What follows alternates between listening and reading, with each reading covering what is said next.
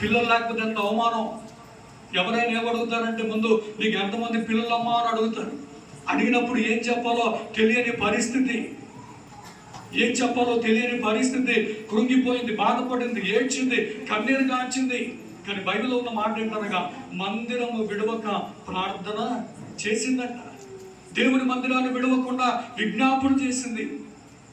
దైవజనుడు అన్నాడు, అమ్మా ఏంటి నువ్వు మత్తురాలువై ఉన్నావా?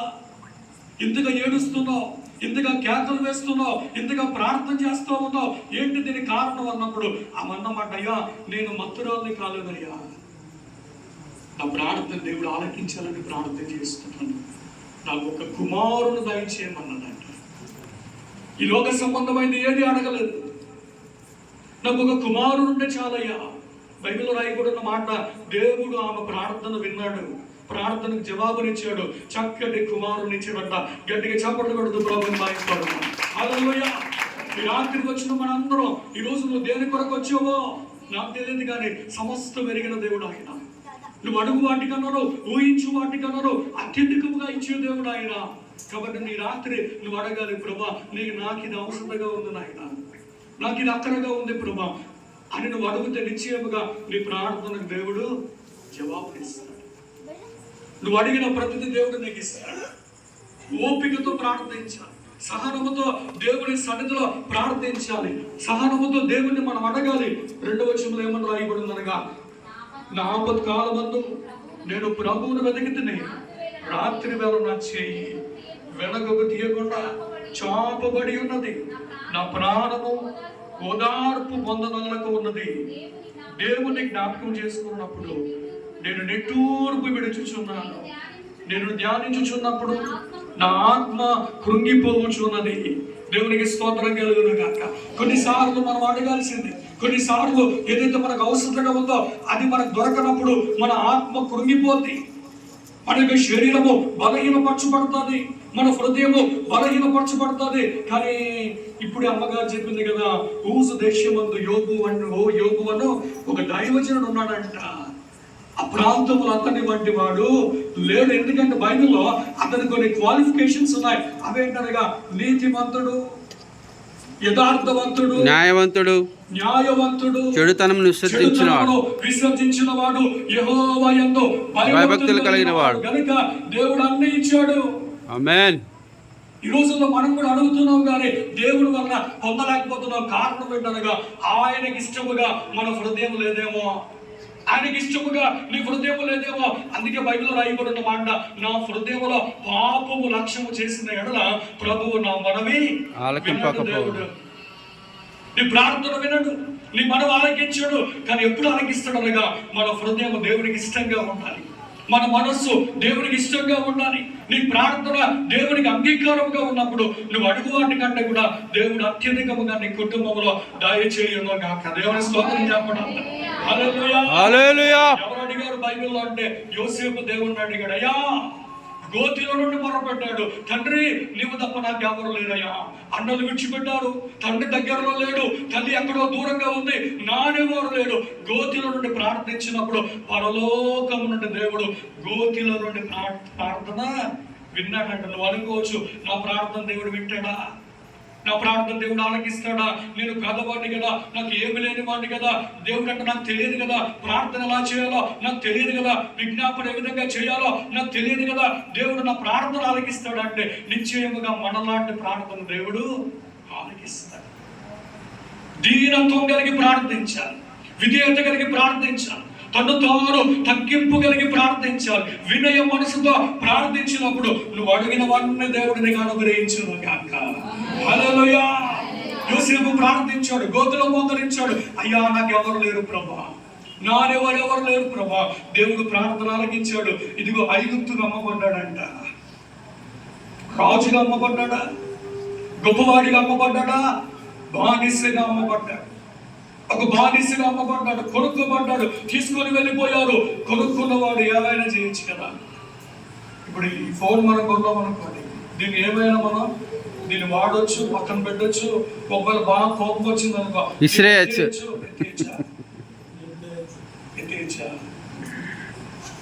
జాగ్రత్తగా కాపాడుకోవాలి. కొంతమంది కోపం వచ్చిందనుకో ముందు వారి కోపాన్ని ఫోన్ మీదనే చూపిస్తారు.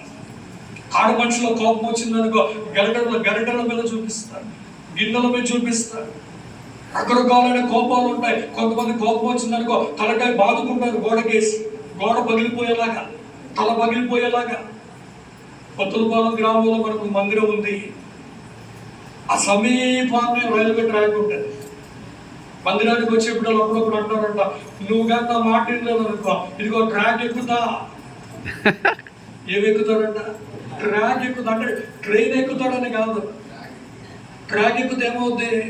ట్రైన్ వస్తుంది, మీద నుండి వెళ్తుంది, చచ్చిపోతుంది. బెదిరిస్తూ ఉందంట. నిజమే. ఆ గ్రామంలో ఆవిడ రోజు అనేది భర్తతో జాగ్రత్త, రైలు పట్టాల మీదకి ఎక్కుతా అన్నది. ఒక రోజు వెళ్ళింది, ఎక్కడ ఎక్కింది, పడుకుంది, రైలు పోయింది. అందుకే నీ నోట నుండి ఎప్పుడు సమాధానకరమైన మాటలే వచ్చినో గాక. చెప్పండి గట్టిగా అందరూ. నీ బిడ్డలను నువ్వు దీవించే మాటలు రావాలి, నీ భర్తను దీవించగలిగిన మాటలు రావాలి, నీ సంఘాన్ని దీవించగలిగిన మాటలు రావాలి, దైవజనులను దీవించగలిగిన మాటలు మన నోట నుండి రావాలి. అప్పుడే నువ్వు దీవించబడతావు. కొంతమంది భర్తలు అంటారు, రే నీకేమొచ్చిందో రోగం, ఎవరిని అనొచ్చి ఆ మాట. కొంతమంది భార్యలు ఇంకా తెగబడి అంటారు, నిన్నెత్తుకొని పోను కదరా. ఎక్కడికి ఎత్తుకొని పోవాలి?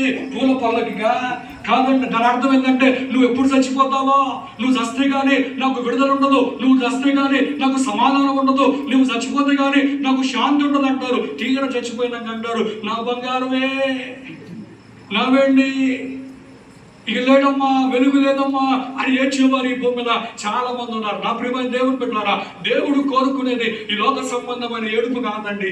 దేవుడు కోరుకునేది ఈ లోక సంబంధమైన కన్నీరు కాదు, కానీ దేవుని మందిరములో నీకు నీవు సమర్పించుకోవాలి. ఆమేన్. పరిశుద్ధ మందిరములో నీకు నీవు ఆయన దగ్గర నీవు హృదయంలో ఉన్నవన్నీ కూడా ఆయనకు చెప్పి బిడ్డగా నీవు ఉన్నప్పుడు నిశ్చయముగా దేవుడు నీ ప్రార్థనకు జవాబునిస్తాడు. యోసేపును దీవించినట్టుగా దేవుడు నిన్ను దీవించను గాక. అమ్మివేయబడ్డాడు. అన్నలు అనుకున్నారు కదా, అయిపోయింది, పని అయిపోయింది, అబ్బా ఒక పని అయిపోయిందిరా. కలలు కనేవాడు లేడు, దర్శనాలు కనేవాడు లేడు, ఇక మనకు బాధ తప్పింది, మనకు కళలు చెప్పేవాడు లేడు అనుకొని సంతోషపడుతున్నారు. కానీ బైబిల్లో రాయబడిన మాట, యోసేపు పక్షాన దేవుడున్నాడు. ఈ రోజు నీ గురించి అందరూ అనుకుంటున్నారేమో, ఈమె లేకుంటే బాగుండు, ఈమె పాడైపోతే బాగుండు, ఈమె పైకి రాకుంటే బాగుండు, అసలు ఈమె లేకుండా పోతే బాగుండు. కానీ దేవుని ఉద్దేశంలో, దేవుని తలంపులో నువ్వు దీవించబడి బిడ్డగా నీ ముందుగా స్తోత్రం చెప్పండి గట్టిగా. హల్లెలూయా. నువ్వు దీవించబడాలి, నీ కుటుంబం దీవించబడాలి. నీ ఏడుపుకు ఒక కారణం ఉండాలి. అన్న ఏడుస్తా ఉంది, ఒక కారణం ఉంది. ఏంటో తెలుసా? నాకు కుమారుని నీవు దయచేయి ప్రభువా, నాకు కుమారుడు దయచేయి ప్రభా. బామ్మగారి వాళ్ళు వరంగల్ దగ్గర ఉంటారు. ఒకరోజు మా అమ్మగారు మమ్మల్ని అందరినీ మగ పిల్లల వరకు తీసుకుని వెళ్ళింది. మా బంధువు ఎవరో ఒక ఆవిడ చనిపోయింది. అందరూ ఎప్పుడు 92, 93, 94 అందరూ చిన్న పిల్లలు. ఆ ఊరిలో దిగగానే చిన్న గ్రామం. మా అమ్మగారు చెప్పింది, నాకు చెప్పకుండా ఎవరింటికి మీరు వెళ్ళొద్దురా అని చెప్పింది. చెప్పకుండా ఎవరింటికి వెళ్ళొద్దు, మాతో ఉండాలి, మాతో తినాలి, మీ బిడ్డలు తాటే రావాలి తప్ప మమ్మల్ని విడిచిపెట్టి మీరు ఎటు వెళ్ళొద్దని మా అమ్మగారు మాకు చెప్పింది. మా అమ్మగారి మాట ప్రకారం మీ ఎవరు బయటికి వెళ్ళకుండా 3 మగ పిల్లలు మా అమ్మగారి దగ్గరే కూర్చున్నాను. నాకు ఎందుకు అక్కడ ఏడుపురు, అందరూ ఏడుస్తున్నారు విపరీతంగా. కానీ అందరికంటే ఎక్కువగా ఒక తల్లి కూర్చుంది, ఆ మూల కూర్చొని ఏడుస్తున్నాయో, అమ్మా నువ్వు లేని లోటు ఎంత అయిందమ్మా, నువ్వు ఉంటే ఎంత బాగుండేది, నువ్వు లేదు, ఇల్లంతా చీకటి అయిపోయిందని ఏడుస్తా ఉన్నప్పుడు ఆమెను చూసి నేనే ఇచ్చా. నాకు సాధారణంగా త్వరగా ఏడుపు రాదు, దీనికి కొంత మొండవుంది, కొంతమంది చూడగానే ఏడుపు వస్తుంది. కానీ ఏడుపు రాదనుకున్నాను, అలాంటినే నాకు కూడా ఆమెను చూడగానే ఏడుపు వచ్చింది. నేను ఆమెను చూసి ఏడ్చి ఆమెను చూడలేక వెళ్ళిపోయి అజీబ్ దగ్గర నిలబడ్డాను. ఆమె గురించి ఆలోచిస్తున్నాను. అప్పుడు ఎంత బాధపడుతుందో తల్లి, ఎంత కన్నీరు కాలుస్తుందో తల్లి అని నేను ఏడుస్తూ ఉన్నాను. ఈ లోపల మా దూరపు బంధువు ఎవరో వచ్చి అన్నదయ్యా బయటికి రామనిందు కానీ అన్నారు. అమ్మగారు ఏం చెప్పింది, చెప్పండి, ఏం చెప్పింది మా అమ్మగారు? నాకు చెప్పకుండా ఎవరింట్లో మీరు అన్నాలు తినడానికి వీలు లేదని చెప్పింది. నేను అన్నాను, వద్దమ్మా నేను రాను, మా మమ్మీ చెప్పింది, మా అమ్మగారు చెప్పింది, అమ్మగారికి చేతి లేకుండా ఎక్కడికి నేను వెళ్ళను అంటే అవన్నది రాయ్యా రా. ఆవిడేమో 506 అడుగులు తప్ప నేను చిన్నోని ఊరికి నా చేపడుతూ తీసుకుని వెళ్ళిపోయి, నేను రానన్నా కూడా లాక్కొని వెళ్ళిపోయింది. మాకు బంధువు అవుతుందంట, పెద్దమ్మవుతుందో చిన్నమ్మవుతుందో నాకు తెలియదు. తీర తీసుకొని వెళ్ళి అన్నానికి పిలిచిన ఆ ఇంట్లో రమ్మన్నది. ఇంట్లో అడుగు పెట్టగానే ఎక్కడైతే అక్కడ కూర్చొని, అమ్మా నువ్వు లేని లోటు ఎంతో ఉందమ్మా, నువ్వు లేని మాకు అసలు ఉండబుద్ధి కావట్లేదమ్మా, నువ్వు లేవు అసలు ఒక క్షణం ఒక యుగంలాగా అయిపోయిందమ్మా అని ఏడ్చిన తల్లి ఆ పూల కూర్చొని చక్కగా పప్పుచారు వేసుకొని, దాంట్లో నెయ్యి వేసుకొని, గోంగూర పచ్చడి వేసుకొని ఎవరికి అప్పుడు నాకు అనిపించింది కదా, అయ్యో నిన్ను చూసి నేను ఏడ్చింది కదమ్మా, నీ ఏడుపు చూసి నాకు ఏడుపు వచ్చింది కదా, అనవసరంగా నీ కొరకు నేను గంట సేపు నిలబడి బాధపడ్డాను కదా అని ఆమె చూసినప్పుడు నాకు ధైర్యం కలిగింది. ఆమెతో పాటు నేను కూడా చక్కగా భోజనం చేసి అప్పుడు దేవుని పిల్లరా, ఈరోజు నువ్వు ఎవరి వైపు చూసి ఏడవద్దండి. ఎవరు ఏడుస్తున్నారని నువ్వు ఏడవద్దు, నీ బంధువులు ఏడుస్తున్నారని నువ్వు ఏడవద్దు. నీ హృదయంలో ఉన్న బాధను బట్టి, నీ హృదయంలో ఉన్న వేదనను బట్టి నువ్వు ఏడుస్తే నిశ్చయముగా నీ ప్రార్థనకు దేవుడు జవాబునిచ్చును గాక. గట్టిగా చెప్పండి. ఎవరి కొరకు ఏడవద్దు, నీ బంధువుల కొరకు ఏడవద్దు. కొంతమంది ఎవరైనా చనిపోయారు అనుకో, ఇష్టం లేకపోయినా ఎవరైనా అనుకుంటారేమో అని ఏడుస్తారు. ఆ ఏడుపు చాలా స్పష్టంగా అర్థమైంది, ఈవిడ నిజంగా ఏడవట్లేదని అర్థమైపోద్ది. కానీ దేవుని మందిరంలో నీవు హృదయపూర్వకముగా కన్నీరు కాచి ఏడుస్తే నీ మనవి దేవుడు ఆలకిస్తాడు. స్తోత్రం చెప్పండి. హల్లెలూయా. యోసేపు ఎంత ఏడ్చాడు, అన్న ఎంత ఏడ్చిందో, ఎంత ప్రార్థన చేసిందో. ప్రభా నీవు నన్ను దీవించాలి ప్రభా, నా గర్భాన్ని నువ్వు తాకు ప్రభా, నేను పిల్లలు లేని దారిగా ఉండొద్దు ప్రభా, గొడ్రాలుగా ఉండొద్దు ప్రభా. దేవుడు ప్రార్థన ఆలకించాడు, చక్కటి కుమారుని ఇచ్చాడు. యోసేపేమో గోతిలో నుండి మొరపెట్టాడు దేవుడికి, దేవుడు ప్రార్థన ఆలకించాడు. ఏం చేశాడు తెలుసా? గోతిలో నుండి చెరసాల్లోనికి వెళ్ళిపోయాడు, చెరసాల్లో ప్రార్థన చేశాడు. అయ్యా ఇదేంటి ప్రభా, నా పరిస్థితి ఈ విధంగా అయిపోయింది ఏంటి ప్రభా? నా ప్రియమైన దేవుడు బిడ్డలారా, మరలా దేవుడు ప్రార్థన ఆలకించాడు. ఆ చెరసాలలో నుండి దేవుడు గవర్నర్ సీట్ లో కూర్చోబెట్టాడంట. ఈరోజు నీకు వచ్చే సమస్య, నీకు వచ్చే వేదన, నీకు వచ్చే బాధ ఏదైతే ఉందో దేవుడిని ప్రార్థన ఆలకిస్తున్నాడు. దేవుడు నీకు అన్నిటిని ఆయన చూస్తున్నాడు కనుక నువ్వు భయపడొద్దు, బాధపడొద్దు. ఆయన యందు మాత్రమే నిరీక్షణ ఉంచుదుము గాక. ఆమేన్. నీ నిరీక్షణ మనుషుల మీద కాదు, నీ నిరీక్షణ నీ తండ్రి మీద కాదు, నీ తల్లి మీద కాదు, కానీ నీ నిరీక్షణ పరలోకమందున్న దేవుని మీదనే ఉండను గాక. స్తోత్రం చెప్పండి గట్టిగా అందరూ. హల్లెలూయా. దేవుడు మాకు ఇచ్చిన తల్లిదండ్రులు ఇద్దరు గొప్ప దైవజనులు, మిర్యాలగూడ పట్టణంలో చక్కటి పరిచర్య చేసేవారు. దేవుడు నాకు ఇద్దరు పాపలు ఇచ్చాడు. మా అమ్మగారు ఎప్పుడు మా పెద్ద బిడ్డను చూసి చెప్పారమ్మా, నువ్వు భయపడవు, చిన్న ఒకటి పెద్దవాడు ఉంది, నా కూతురు, తల్లి నేను డాక్టర్ చదివిస్తాను, ఏమనేనండి, నేను డాక్టర్ చదివిస్తానమ్మా, ఎన్ని డబ్బులైనా ఖర్చు పెడతాను, నువ్వేం భయపడకు, నువ్వేం బాధపడవు, బాగా చదువుకోవాలని చెప్పేది. కోవిడ్ టైంలో 2021 సంవత్సరం మే నెల 21వ తారీఖున మా అమ్మగారు ప్రభు సన్నిధికి వెళ్ళిపోయారు. అప్పుడు మా పాప అన్నది, నానమ్మా అన్ని నేను ఉన్నానన్నావు కదా, నేను చదివిస్తానన్నావు కదా, నాకు నువ్వు తోడుగా ఉంటానన్నావు కదా, నువ్వు లేవు కదా అన్నప్పుడు మా నాన్నగారు చెప్పిన మాట, అమ్మా నువ్వు భయపడకు, నేనున్నాను, నేనున్నా, తాతయ్యగా నేనున్నా, నాన్నమ్మ లేకపోవచ్చు, తాతయ్యగా నేనున్నా, నువ్వు భయపడక తల్లి అని ధైర్యం చెప్పాడు, బలం ఇచ్చాడు, ఎంతగానో ధైర్యపరిచాడు. అనుకున్న విధంగా జూన్ నెలలో మా నాన్నగారు కూడా అదే సంవత్సరం జూన్ మాసంలో మా నాన్నగారు ప్రభు సన్నిధికి వెళ్ళాడండి. ఇప్పుడు చూడండి, అమ్మగారు మాట ఇచ్చింది, నేనున్నా బిడ్డ, నువ్వు భయపడకు, నువ్వు బాధపడకు, నీకు ఏది కావాలన్నా నీ అవసరం నేను తీరుస్తానన్న మాట ఇచ్చింది.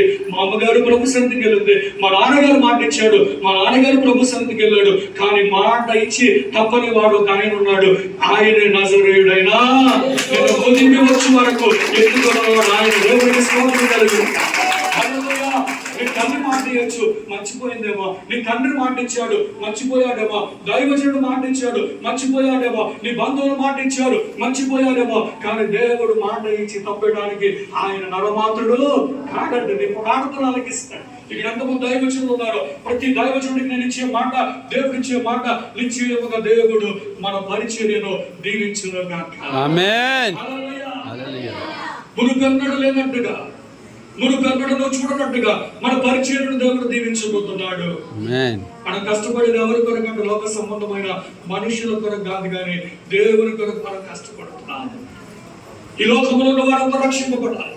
ఈ లోకంలో నశించిపోతున్న బిడ్డలందరైతే ఉన్నారో వారు రక్షింపబడాలని వారి నిమిత్తమై మనం పరుగులు తీస్తున్నాం. నిశ్చయముగా దేవుడు మన యొక్క చేతుల కష్టార్జితమును ఆశీర్వదించును గాక. కింద కూర్చోండి. చెప్పండి. హల్లెలూయా.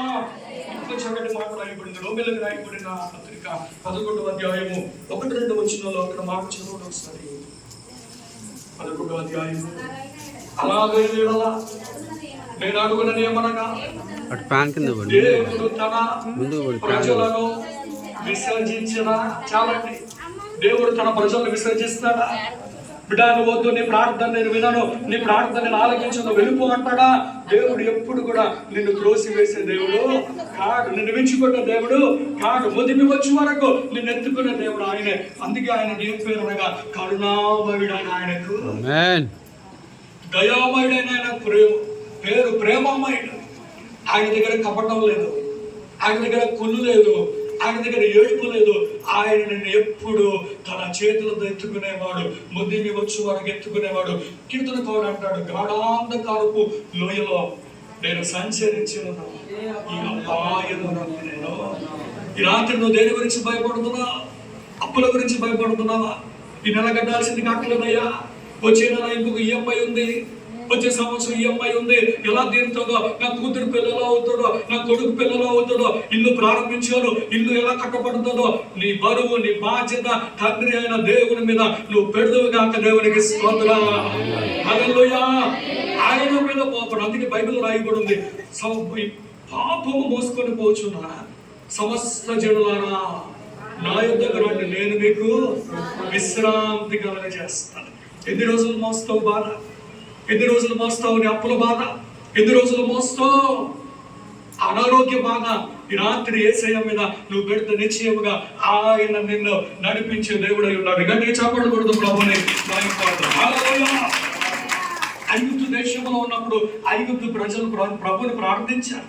దేవుణ్ణి అడిగారు, ప్రభా ఏంటయ్యా ఈ బాధ? ఇన్ని కష్టాలు మాకేలా, ఇన్ని ఇబ్బందులు మాకేలా?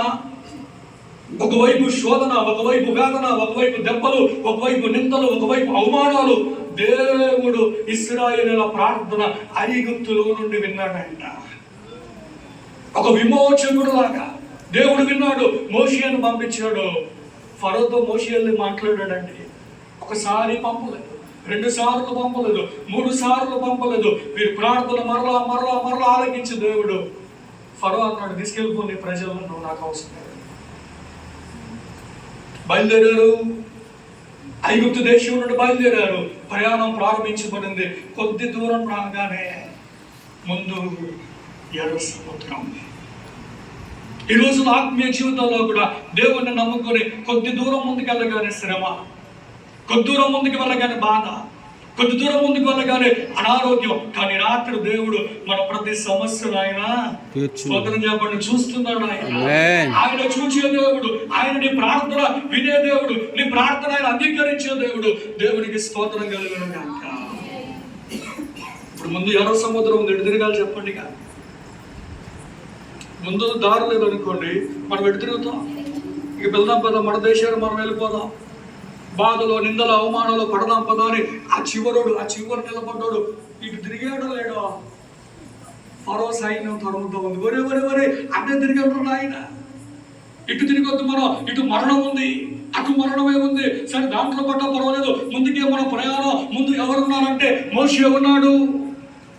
6 లక్షల కాల్బల వెనకాలుంది. ప్రార్థన వారి వెంట ఉంది. మోషే ఎలుగెత్తి ప్రార్థించినప్పుడు బైబిల్లో రాయబడిన మాట, ఎర్ర సముద్రము 2 పాయలుగా చీల్చబడను. ఈరోజు ఈ రాత్రి కాలం నీ సమస్య ఏదైనప్పటికీ కూడా 2 పాయలుగా చీల్చబడను గాక. ఆరోగ్యము 2 పాయలుగా చీల్చబడను గాక. నీ దరిద్రత 2 పాయలుగా చీల్చబడను గాక.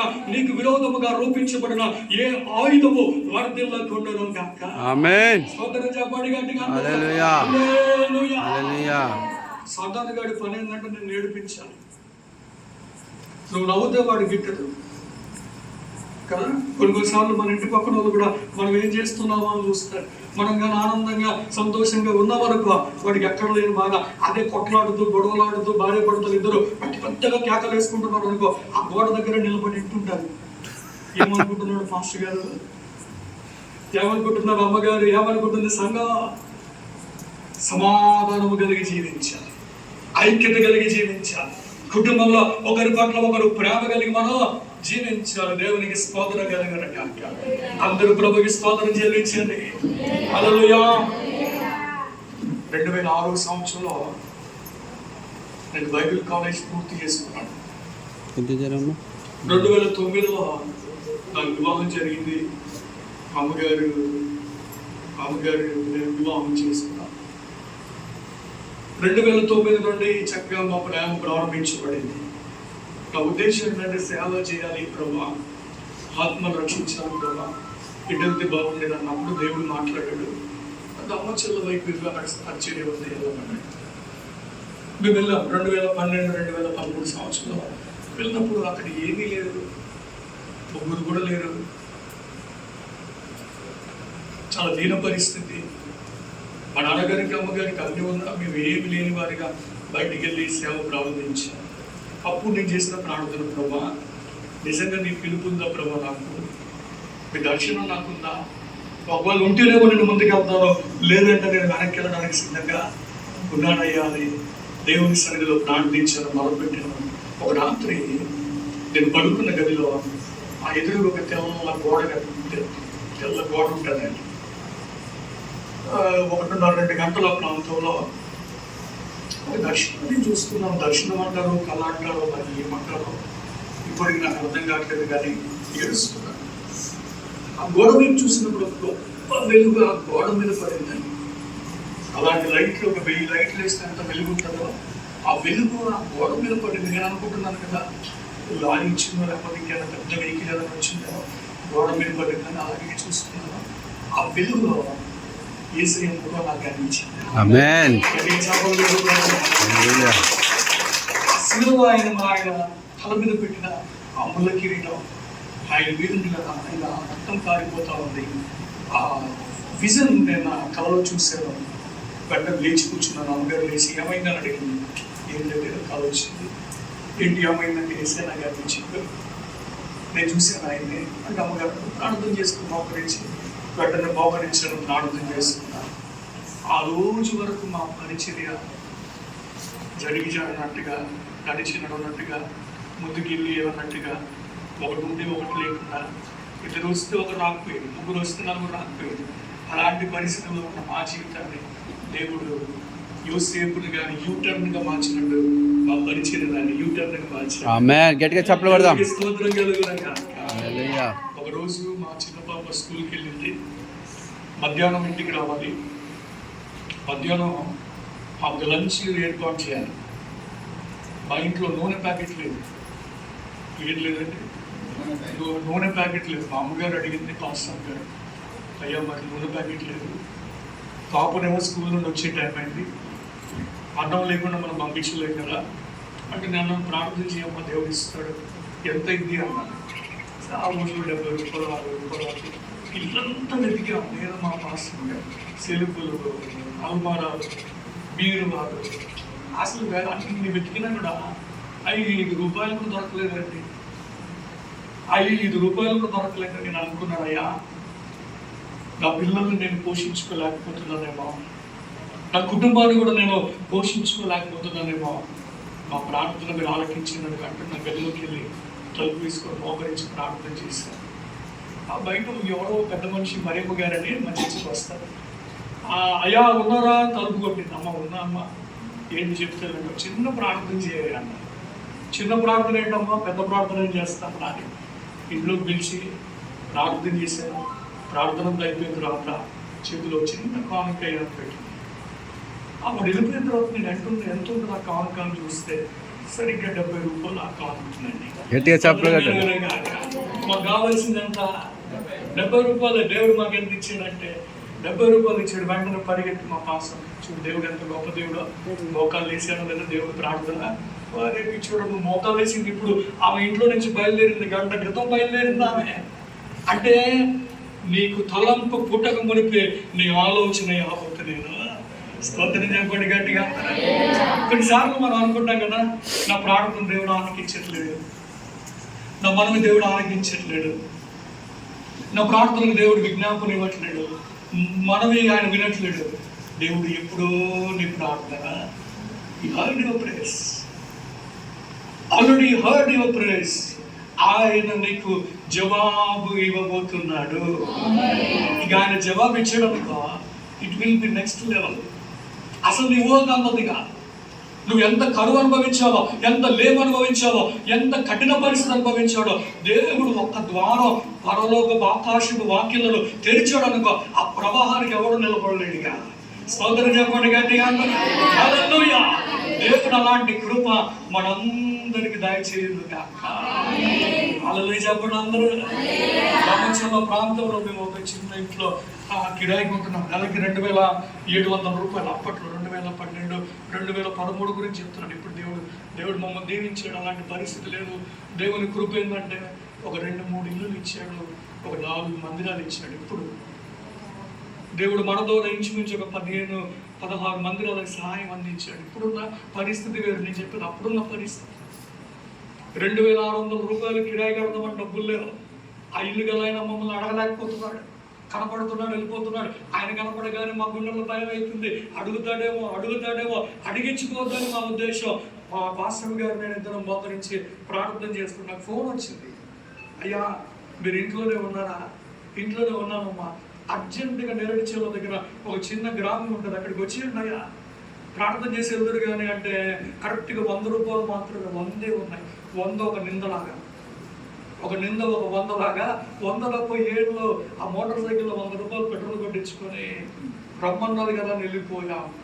అతని చిన్న ఇల్లు, ఒకటే రూము, చాలా పేదరాలు, విధువురాలు, పిల్లలు కూడా ఉన్నారు కానీ ఎవరు చూసేవారు లేరు. అయ్యా ప్రార్థన చేయండి అంటే నేను మా పాస్టర్ గారు ఇద్దరు ఆ కుటుంబం దగ్గర మోకరించి ఆమె కొరకు ప్రార్థన చేశారు. తీరు మేము బయలుదేరేటప్పుడు ఆ తల్లి అన్నది, అయ్యా ఒక చిన్న కానుక తీసుకుపోయా. నేను అన్నాను, వద్దమ్మా పర్లేదు, మేమే మీకు ఇవ్వాలమ్మా, ఎందుకంటే మీరు వృద్ధులు వద్దొద్దు అని నేను తిరస్కరించాను. అయినా బలవంతంగా ఒక చిన్న కవర్ నా చేతిలో పెట్టింది. నా కవర్ తీసుకున్నాను. వచ్చేటప్పుడు మళ్ళీ పెట్రోల్ కొట్టించుకున్నాను. దాంట్లో 100 ఆగిపోద్ది, ఎక్కడ ఆగిపోతుందో కూడా తెలియదు, గ్యారంటీ లేదు. పెట్రోల్ బంక్ దగ్గర ఆగాను, కవర్ తీసాను, దాంట్లో ఎంత ఉందో చూడలేదు. ఇంకొక 100 తీసాను, పెట్రోల్ కొట్టించాను. డాబొచ్చాను, వచ్చాము. ఇంట్లోకి వచ్చిన తర్వాత నేను ఆ కవర్ తీసి లెక్క పెడితే దాంట్లో 2,800 రూపాయలు ఉన్నాయి. కావాల్సింది ఏంటంటే 2,700, 600 కావాలి. దాంట్లో పెట్రోల్ పోగా దేవుడు మాకు కావాల్సింది దాంట్లో. అప్పుడు నాకు అనిపించింది, అయ్యా నీ ప్రేమ ఎంత గొప్పది ప్రభా. తల్లైనా మరచునేమో కానీ నేను నిన్ను, తండ్రి అయినా విడుచునేమో కానీ నేను నిన్ను విడువను, ముద్ది మీ వచ్చు వరకు ఎత్తుకుని వాడను. గట్టిగా దేవునికి స్తోత్రం చెప్తాం. హల్లెలూయా. నేను మా బిడ్డలకు చెప్పాను ఎప్పుడో తెలుసా, వాళ్ళు 3వ తరగతి చదివేటప్పుడే, అమ్మ ఇక నేను ఎత్తుకోలేను మిమ్మల్ని, ఇక నా వల్ల కాదు, మీరు నడవాల్సిందే. ఎప్పుడు చెప్పాను? 3వ తరగతిలో నేను చెప్పాను, నేను ఎత్తుకోలేనని. నేను వదిలిపెట్టాను కానీ ఎవరు వదిలిపెట్టరు చెప్పండి? దేవుడు వదిలిపెట్టాడు. నీ ప్రార్థన ఆయన ఆలకిస్తున్నాడు, నీ కన్నింటిని ఆయన చూస్తున్నాడు, నీ మనవి ఆయన ఆలకించే దేవుడై ఉన్నాడు. దేవునికి స్తోత్రం కలుగును గాక. ఇంకొక మాట చదువుతాను, దయచేసి. అదే కీర్తన గ్రంథము 89వ అధ్యాయము 46వ వచనంలో ఏమన్నా రాయబడింది అక్కడ. కీర్తన 89వ కీర్తన 46వ వచనం రాయబడిన మాట చదవండి వస్తాను. యెహోవా ఎంతవరకు నువ్వు దాగి ఉండు, నిత్యము దాగి ఉండువా? ఎంతవరకు నీ ఉగ్రత అగ్ని వలె మండును? నా ఆయుష్కాలము ఎంత కొద్దిదో జ్ఞాపకము చేసుకొనుము. ఎంత వ్యర్థముగా నీవు నరులందరినీ సృజించి ఉన్నావు. స్తోత్రం కలుగును గాక.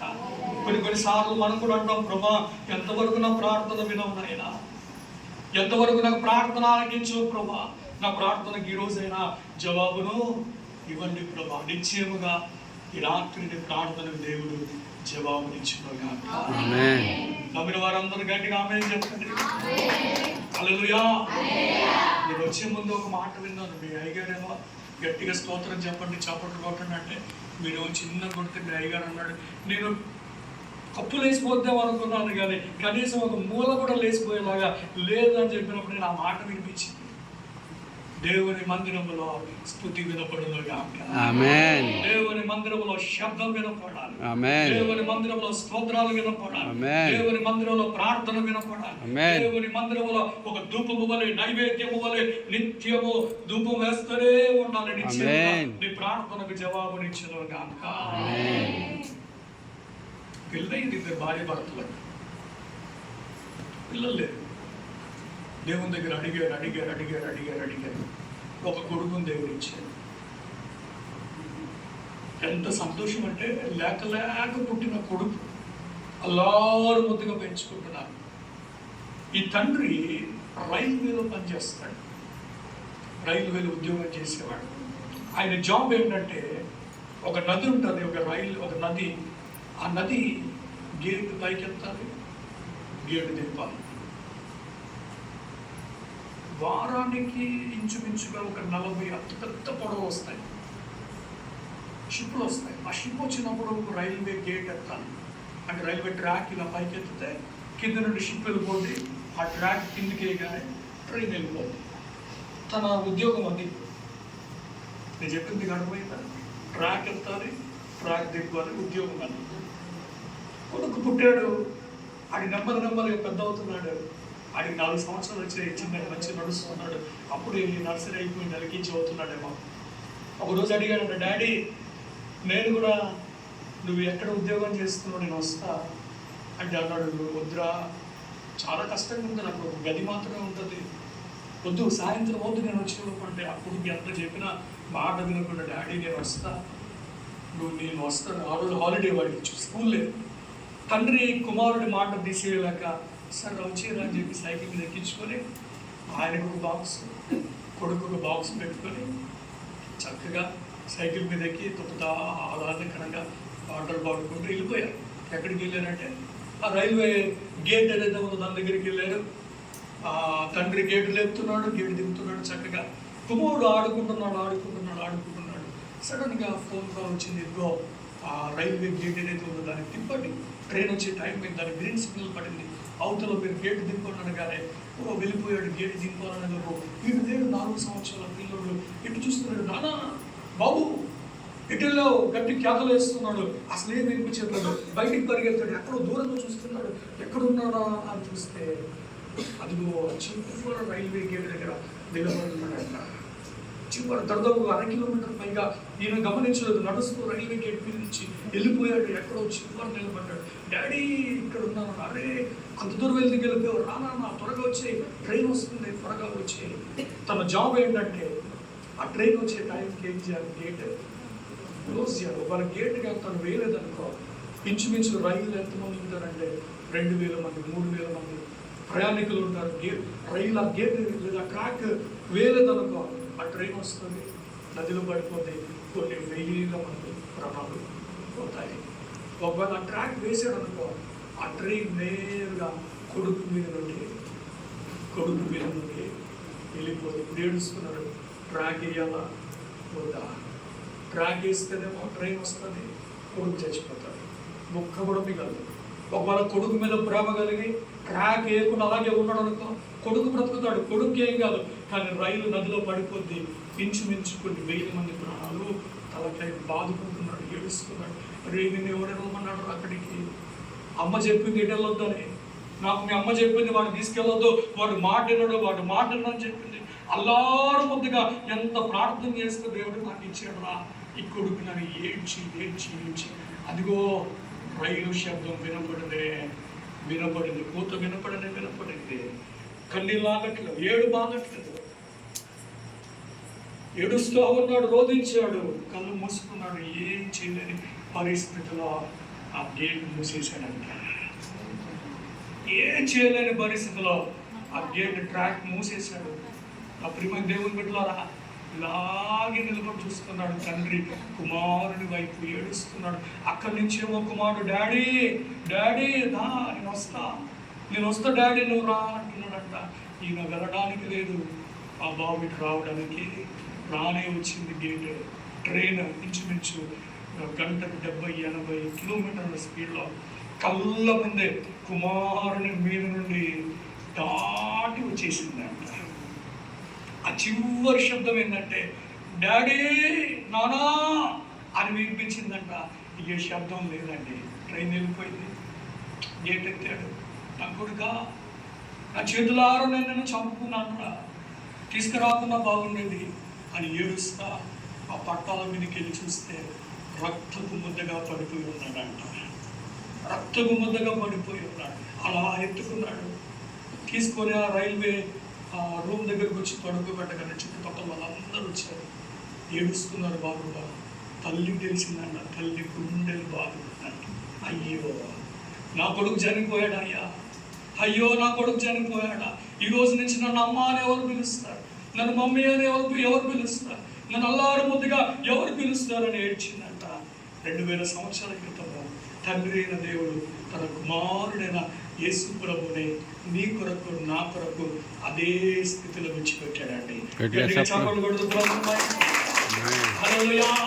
ఆ తండ్రి ఏ విధంగా తన ఒకగానొక కుమారుణ్ణి ఆ రైల్వే ట్రాక్ మీద, ఆ రైల్వే గేట్ మీద వదిలిపెట్టాడో, ఆ 2000 మంది ప్రాణాలు కాపాడడానికి 2000 సంవత్సరాల క్రితము యేసు ప్రభు కూడా తన ఒకగానొక కుమారుణ్ణి నీ నిమిత్తము నా నిమిత్తము ఆ ఘోర కల్వరిలో మాంసపు ముద్దగా అయిపోయాడు.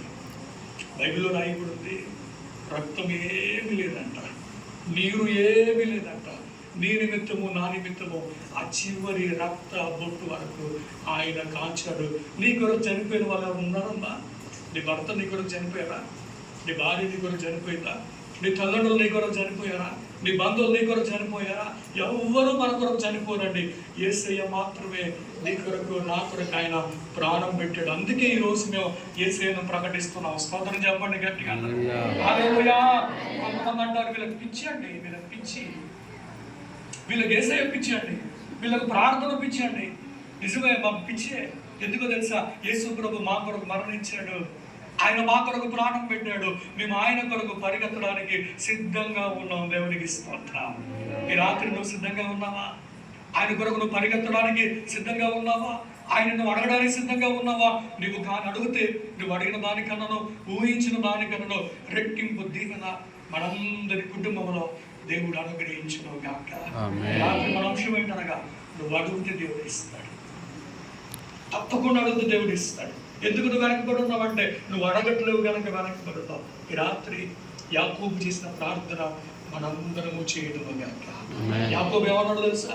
అయ్యా, నువ్వు నన్ను దీవిస్తే నాకు కానీ నేను అంటిల్ అండ్ అన్లెస్ నువ్వు నన్ను దీవిస్తే తప్ప నేను ఎన్నో విడిచిపెట్టనయ్యా. దేవుడు దీవించాడా లేదా? రాత్రి మాట్లాడాడు యాకోబు.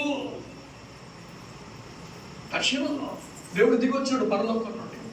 తెల్లవారు పొద్దున వదిలిపెట్టరు నాయన, నీ పేరేంటన్నప్పుడు యాకోబు అన్నాడు. సత్యం ఒప్పుకున్నాడు, నా పేరు యాకోబు అయ్యా. యాకోబు అనగా ఏంటండి? మోసగాడు. ఆమె చీటాడు. నా పేరు మోసగాడు అనే పేరు అయ్యా. నిజం ఒప్పుకోవాలి దేవుని దగ్గర. కొంతమంది కప్పుకుంటారు, ఎంత చెప్పినా ఒప్పుకోరు. ఎటులో వచ్చావు అమ్మాయి? అమ్మ ఎటుపోయి వచ్చావు? ఎటుపోలే. ఎటుపోయిందంటే ముసలిదాన్ని పోయించినప్పుడే ఏం చెప్తాను? నేను ఎటుపోలే. అరే చిన్నోడా ఎటుపోయి వచ్చేవారా అంటే నేను ఎటుపోలే మమ్మీ అంటాడు. వాడు అదిగా ముసలిదాన్ని దాటేసి నేటించాలా వెళ్ళి వస్తాడు. ఎటుపోలే. రాత్రి దేవుడు నిన్ను అడిగినప్పుడు నిజము మాత్రమే నువ్వు చెప్తువు కనుక అందులో చెప్పండి అందరూ. ఒక మాట నేను జ్ఞాపకం చేస్తాను. మన హృదయంలో పాపము లక్ష్యము చేసిన ఎడలా ప్రభువు మన మనవి మళ్ళీ చెప్తున్నాను. క్రైస్తవ బిడ్డలమైన మనం రోషం కలిగి ఉండాలి. పాపముని గని చేరకుండా కాక అపవాదైన సాతానుగాడు ఈ కడవరి దినాల్లో, ఈ అంత్య దినాల్లో ఎవరిని మెరుగుతున్నానని వాడు నోరు తెచ్చుకొని నీ వైపే చూస్తున్నాడు. వాడు నిన్ను మృగాలని, నిన్ను పాపములో పడేయాలని, నిన్ను లోక సంబంధమైన కార్యాల్లో వాడు నిన్ను పడేయాలని వాడు నోరు తెచ్చుకొని ఉన్నాడు. యేసు నామమున వాడి నోటిలో ఎవ్వడు పడకుండాను కాక. యాకోబు ప్రార్థన ఎందుకు ఆలకించాడు తెలుసా? దేవుడు తప్పు ఒప్పుకున్నాడు, పాపం ఒప్పుకున్నాడు, పేరు ఒప్పుకున్నాడు. ఇక ఈ రోజు నుండి నీ పేరు యాకోబు కాదు, నీ పేరు ఇశ్రాయేలే. దేవుడు దీవించాడు, దేవుడు ఆశీర్వదించాడు. గొప్ప జనముగా దేవుడు మార్చాడు. పురుగు వంటి యాకోబు అంటాడు, స్వల్ప జన్మకు ఇశ్రాయేలు అంటాడు. ఈరోజు మనం కూడా మన పరిస్థితి దీనంగా ఉందేమో, నీ పరిస్థితి పురుగులాగా ఉందేమో, నీ పరిస్థితి అగమ్య గోచరంగా ఉందేమో, ఈ రాత్రి దేవుడు నీ ప్రార్థన ఆలకించును గాక. ఒకసారి అందరూ మనం లేచినపడదాం, మనందరూ లేచినపడండి. తండ్రి, మా ప్రార్థన మీరు జవాబునివ్వండి ప్రభా. దైవజనులు డేవిడ్ రాజాయి గారు ఎంతో ఖర్చు పెట్టి ఈ కోడికలు ఏర్పాటు చేశారు మన ప్రభా. వ్యర్థం కావద్దు ప్రభా, ఈ కోడికలు వ్యర్థం కావద్దు ప్రభా. తండ్రి, యొక్క ప్రార్థన వ్యర్థం కావద్దు నాయన, ఈ విజ్ఞాపన వ్యర్థం కావద్దు ప్రభా. మనందరి రెండు హస్తాలు పైకెత్తి తండ్రి నీకు వందనాలని చెప్పండి. నీకు వందనాలు ప్రభా, మమ్మల్ని ప్రేమించావు, నీ ఒకగానొక కుమారుని మా కొరకు బలిచ్చావు. నీ ప్రేమ అంత గొప్పది ప్రభా. మేమైతే మా పిల్లల్ని బలి ఇవ్వడానికి సిద్ధంగా లేవు ప్రభా, నీవు బలిచ్చావు నాయన. నీ ప్రేమ మా కొరకు చేయించారు ప్రభా. మీరు స్వరక్తం ఇచ్చి మమ్మల్ని కొన్నారయ్యా, మీ స్వరక్తం ఇచ్చి మమ్మల్ని కన్నారు ప్రభా. నీకు వందనాలు ప్రభా. అందరూ వేసయ్యా, ప్రార్థన వినండి ప్రభా. క్రమాన్ని ప్రార్థన దేవుడు ఆలకించిపోతున్నాడు తల్లి. నీ మనవి ఆలకించిపోతున్నాడు, నీ మనవి కానీ విజ్ఞాపన ఆలకించిపోతున్నాడు తల్లి. నిశ్చయముగా నీ ప్రార్థనకు జవాబిస్తున్నాడు. అడగండి అడగండి, మనోరు తెచ్చి అడుగుతాం. యేసయ్యా, నీకు ఇష్టం లేని కార్యం ఇంకేదైనా నా హృదయంలో ఉందేమో ప్రభా. నీకు ఆయాసకరమైన మార్గము నా హృదయంలో ఇంకేదైనా ఉందేమో ప్రభా. తీసివేయండి ప్రభా, అయ్యా తీసివేయండి ప్రభా. నన్ను మీ కుమారుడిగా అంగీకరించండి ప్రభా. మమ్మల్ని మీ కుమారుడిగా అంగీకరించండి ప్రభా. మీ రాజ్యమునకు మమ్మల్ని వారసులుగా చేయండి ప్రభా. యేసయ్యా, తండ్రి అని మనం పెడదాం. స్వరమెత్తినాం, మన స్వరమెత్తుదాం అందరూ కూడా. యేసయ్యా, నేను దీనుడాలనయ్యా, నేను దీనుడను ప్రభావికుడనయ్యా. మమ్మల్ని మీరు జ్ఞాపకం చేసుకోండి ప్రభా. అయ్యా, ఈ యొక్క 3వ వార్షికోత్సవం తండ్రి, ఈ యొక్క చర్చ యానివర్సరీ సందర్భముగా ఈ కూడికి ఏర్పాటు చేయడానికి మీరు ఇచ్చిన భాగ్యమును బట్టి నీకు వందనాలు ప్రభా. మీరు ఇచ్చిన ధన్యతను బట్టి నీకు వందనాలు ప్రభా. మా సంఘమును మీరు దీవించండి, మా సంఘ సరిహద్దులను మీరు విశాలపరచండి. మా సంఘములో చేర్చబడిన ప్రతి బిడ్డను మీరు దీవించండి అయ్యా. నీవు దీవించగలిగిన దేవుడు, మీరు ఆశీర్వదించగలిగిన దేవుడు అయ్యా. నీవు కృప చూపించగలిగిన దేవుడు ప్రభా. నువ్వు విజ్ఞాపన ఆలకించగలిగిన దేవుడు అయ్యా. తండ్రి తండ్రి తండ్రి, దయచేసి ఆ మౌనం కూడా ఎత్తండి, స్వరం ఎత్తండి. మా ప్రార్థన ఆలకించగలిగిన తండ్రి, మా ప్రార్థన కొన్ని జవాబునివ్వండి ప్రభా. యేసయ్యా, తండ్రి అడుగుడేసి తండ్రి కార్యం జరిగించండి. యాకోబు ప్రార్థన ఆలకించావు, అన్నా ప్రార్థన ఆలకించావు, యాకోబు ప్రార్థన ఆలకించావు. ఈ రాత్రి మా ప్రార్థన ఆలకించండి ప్రభా. మా నమ్మకం మీరే, మా విశ్వాసం మీరే, మా ధైర్యం మీరే ప్రభా. మీరు ఉన్నారన్న ధైర్యం నాయన. ఇక్కడ నిలబడిన ప్రతి దైవజనుని మీరు దీవించండి ప్రభా. వారి సంఘములను మీరు దీవించండి ప్రభా. వారి కుటుంబములను మీరు దీవించండి ప్రభా. వారి కష్టాజితమును మీరు దీవించండి ప్రభా. వారు అడిగిన దానికప్పుడు, ఊహించిన దానికప్పుడు రెట్టింపు దీవెన ప్రతి కుటుంబములో కుమ్మరింపబడును గాక, కుమ్మరింపబడును గాక. ఈ రాత్రి మీ అభిషేకము చేత ప్రతి బిడ్డలో మీరు నింపండి ప్రభా, నింపండి ప్రభా. ఓ రాజా, నీకు వందనాలు తండ్రి. మీ ప్రేమంత గొప్పది నాయన. అయ్యా, నువ్వు మేలు చేయక ఉండలేవు ప్రభా. నువ్వు మేలు చేయక ఉండలేవు ప్రభా. మేము ఆరాధించకుండా ఉండలేము ప్రభా. తండ్రి, నీకు వందనాలు వందనాలు వందనాలు. మేలు చేయక నీవు ఉండలేవయ్యా, ఆరాధించక నేను ఉండలేనయ్యా. మేలు చేయక నీవు ఉండలేవయ్యా, ఆరాధించక నేను ఉండలేనయ్యా. యేసయ్యా, యేసయ్యా,